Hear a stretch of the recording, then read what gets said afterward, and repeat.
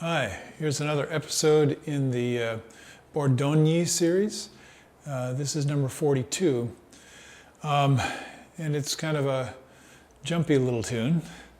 So I'll go ahead and play it for you, and then we'll see what issues we can find in here that might help your trumpet playing.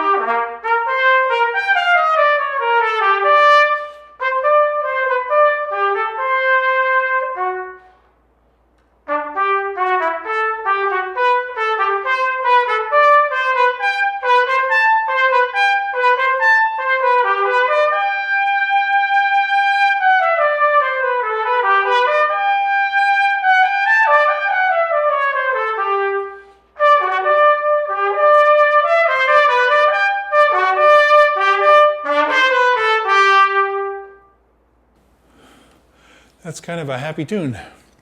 It might not be happy for us to play, but if we're feeling comfortable, we can get into the spirit of the music, and that's what it's all about. So there's some things in here that I find particularly interesting. One is this is one of the simplest forms of syncopation. So please keep an eye out for my Arbon exercises episode on syncopation, because it's exactly the same rhythm. It's this eighth quarter, eighth rhythm in 2/4. And that's interesting. But this one is inflected. It has an accent on the middle beat, and it sounds musically very natural to do it that way. At least it seems that way to me. So it's da dee da da dee da dee, and it has what some of you might call a jazzy kind of feel to it. Yes, but how do we do that? Well, most people, when they see an accent, go after it with the tongue. So I'm going to suggest that you practice what you might think of as breath inflection. In other words, instead of changing the energy by how you use your tongue, which is a perfectly legitimate way to do it, you're doing it only with the air. So it'd be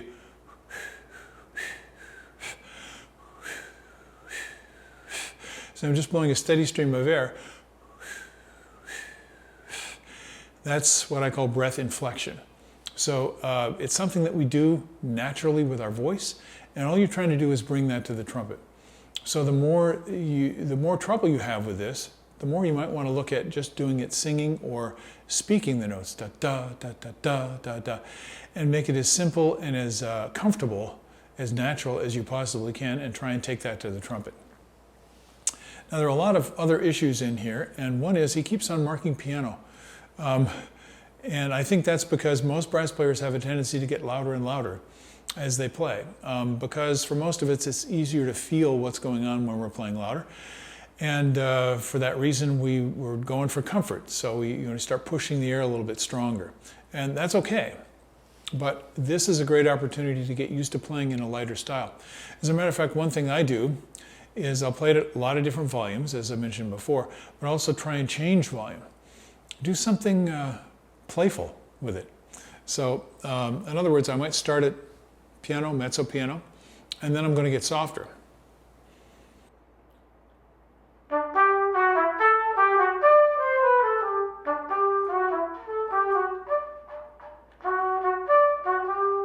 Now, the whole idea of doing that is to see how easy your response can be. You can always make the notes come out. You can always push them, you can always kick them a little bit, you can always squeeze the lips together, you can always try and help, kind of spit the notes out with the tongue. But if you do it just with the breath,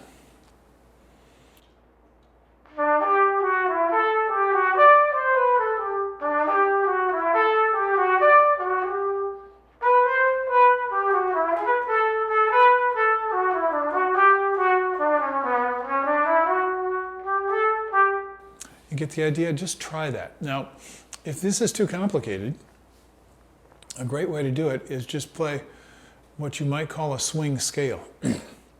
And this just occurred to me now in the moment. If you play a scale, let's see, this is A major. So if we're playing A major,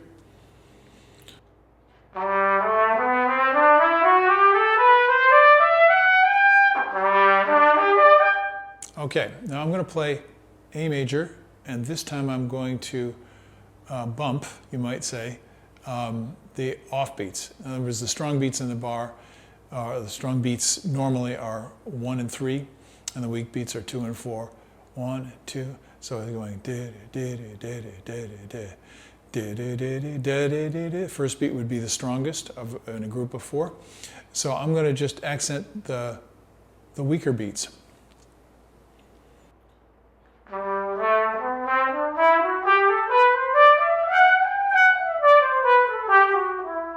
See, I'm almost ghosting the notes. That's a great thing. Jazz players, you already know how to do this.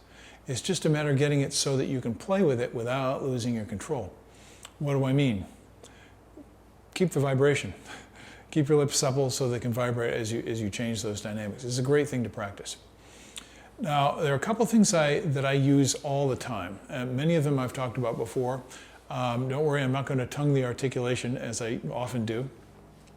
But it's a great way to help your rhythm and a great way to help your timing. Sorry, if you're hearing a loud noise in the background, my neighbor just got the urge to mow his lawn. And he does whatever he pleases because he has guns. So I'm just going to try and ignore that, and hopefully you won't hear it. But I'm feeling it in my feet right now, so it is what it is.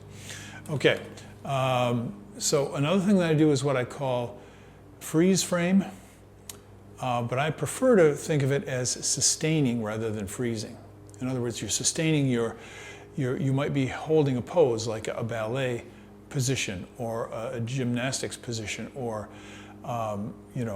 something that's static, but it's not static. There's always movement going into it and movement coming out from it. So how do you do that when you're playing music? Anytime you're feeling a little bit awkward, a little bit uncomfortable, see if you can sustain a note, and as you sustain, you're just listening to it and feeling it. Am I where I want to be? Am I home? Am I balanced? Does the sound good? Is it feeling awkward? Is it feeling any strain? Am I holding tension? So you're evaluating because you're sustaining. You have a longer time to look at it. Just like if you freeze that frame, you can look at me with a very odd expression on my face that you would normally never see because it goes by too quickly. So this is the same kind of thing, only you get to listen when you're freezing the frame, okay? So how would you do that? Well, a lot of people have trouble when they go into the upper register or on descending passages. So there's one spot in the piece, let's see, where is this? Bar 23, where you have some descending lines.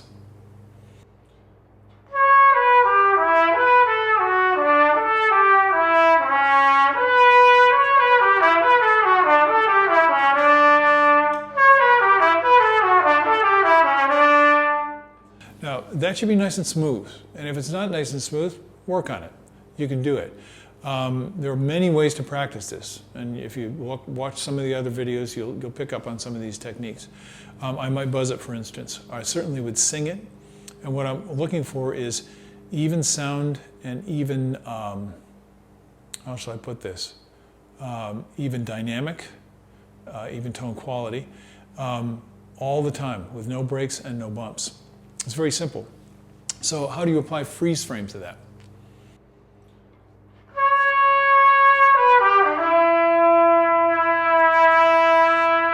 Now here I was tight on that bottom note.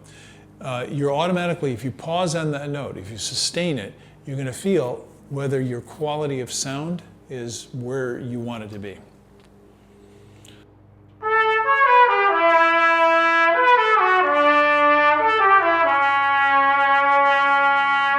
A little bit stiff. So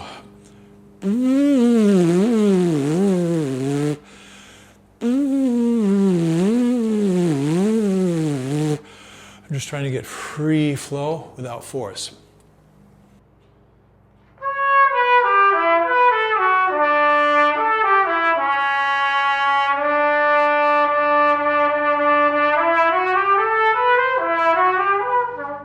And that's something you really want to cultivate. Okay, what else?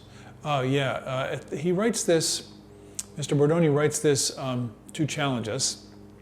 Playing along, having a good time, enjoying this jumpy little tune, and all of a sudden you jump up above the staff. And if that causes a problem, you might say that you're out of position. In other words, you're not ready. You're not poised to make an easy transition to the upper register. So that's another thing you can do your freeze frame on. So if I'm playing along, let's say I'm going to start at bar 43, if you're following the music.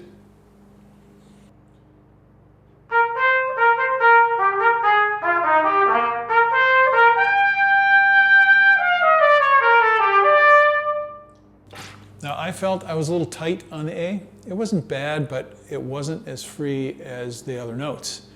And that may sound picky, but this is how you improve your playing.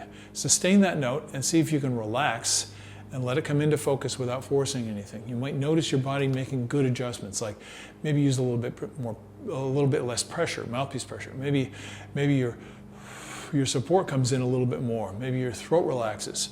Maybe you notice that your tongue relaxes a little bit.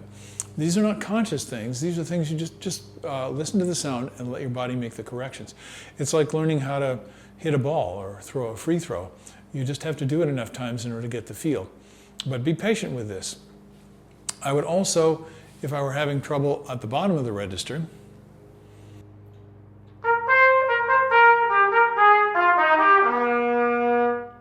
now I hope you know that I obviously exaggerated that. The note was very stuffy and very dull and very out of tune. What do I want?